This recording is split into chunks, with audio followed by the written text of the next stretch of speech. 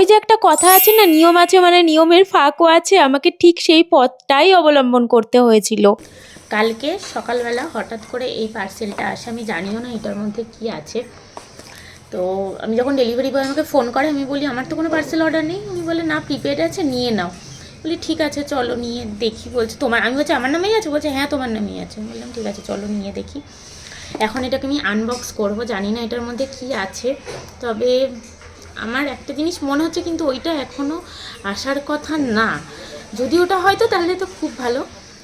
আর চলো দেখি, আনবক্স করি এটার মধ্যে কি আছে, খুলে দেখি। হাই, আমি প্রিয়াঙ্কা। আমার বিয়ে ছিল মার্চ মাসে।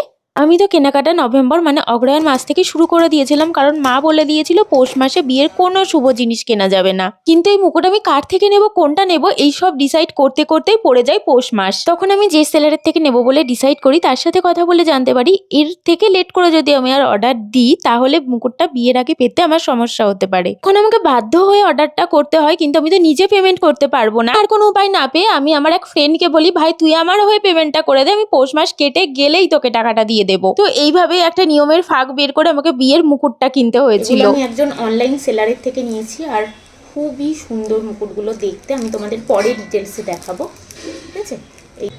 এই দুটো মুকুট নিয়েছি আমি বিয়ের জন্য, কেমন হয়েছে তোমরা জানিও।